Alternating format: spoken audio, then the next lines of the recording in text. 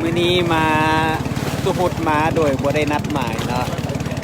แต่ว่าเป็นทริปที่จะตุพุดร่วมกับเทรลลาวจะไปชมตากสาวาซึ่งอยู่บริเวณภูเขาควายเนาะหรือว่าบริเวณป่าสงวนภูเขาควายนั่นเองซึ่งตอนนี้กลุ่มของตุพุดแมนยังอยู่บริเวณกลางอ่างเขื่อนน้ำงืมเนาะอากาศที่นี่ก็สดชื่นเพราะว่าบ่มีแดดแต่ก็มีเมฆมีเฟื่ออยู่พอประมาณเนาะฉะนั้นน่าจะเป็นมื้อที่เฮาบ่ร้อนหลายแล้วก็บ่เสียน้ำหลาย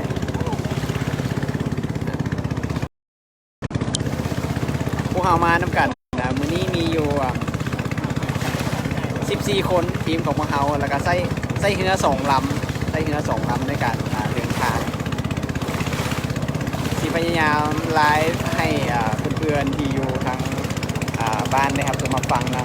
ข้างหลังก็มีแพงกิ้งแล้วก็มีทางทีมงานนะไลฟ์สดอยู่ไลฟ์อยู่เพจตุพุดเด้อสบายดีนิ่งๆนะนิ่งๆนะเป็นยังไงจริงข้างหลังหลุดมือจวมเนาะ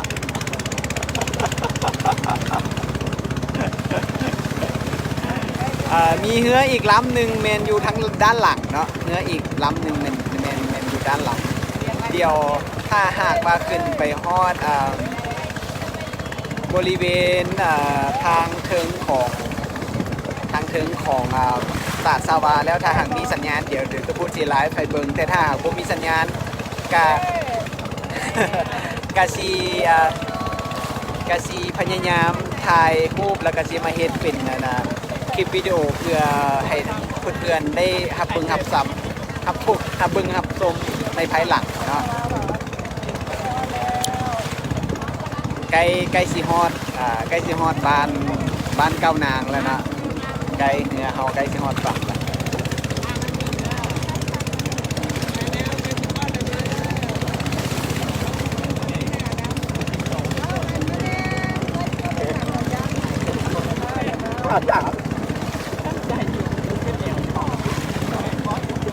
มื้อนี้ถ้าหากว่าขึ้นไปทั้งถึงภูผาใดผาด่างนี่น่าจะเห็นทะเลหมอกแบบสวยงามแน่นอนเนาะแต่ว่ามื้อนี้เฮาไปฮอดแต่ตาดสาวาซึ่งความสูง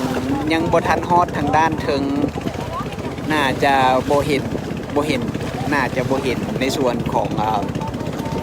ทะเลหมอกแต่ว่าน่าจะเห็นน้ำตกงามอากาศมื้อนี้ก็คือว่าแหละมันเข้าช่วงหน้าฝนแล้วมันน่าจะมีฝนแต่น่าจะฝนบ่แห้งพอเบิ่งจากพยากรณ์อากาศมาแล้วว่าไปที่ชื่อเนี่ยหัดมามันเป็นใหญ่โคตรเต๋ใกล้สิฮอดฝั่งแล้วเนาะที่เฮาเห็นอยู่ถึงสั้นของเมฆที่ลอยลงมาทางด้านเทิงฮันแมนบริเวณหน้าผาใดหน้าผาด่างนะซึ่ง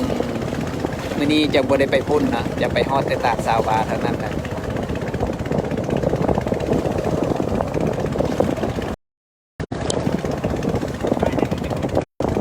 จริงมีอย่างอยากเล่าให้คุณโมได้ฟังบ่หรือว่าย่านน้ำยั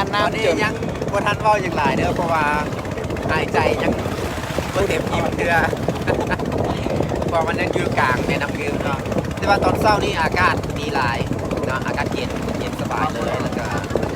มันจะมีลมน้อยนึงจะเห็นได้มีขึ้นเล็กน้อยเนาะเห็นได้เมื่อที่ปล่อยไป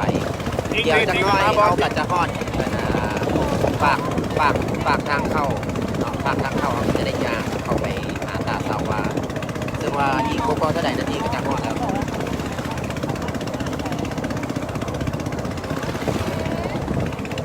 ฉะนั้นเดี๋ยวทุกคนที่ขอหยุดการไลฟ์ไปก่อนเนาะ เดี๋ยวจะหยุดการไลฟ์ไปก่อนเดี๋ยวถ้าหากว่าไปฮอดบริเวณภูแล้วถ้าก็ยังมีสัญญาณเดี๋ยวเราสิลงกันอีกบัดนึงเนาะ ตอนนี้ขอเก็บภาพบรรยากาศไปก่อนแล้วกันเด้อบ๊ายบาย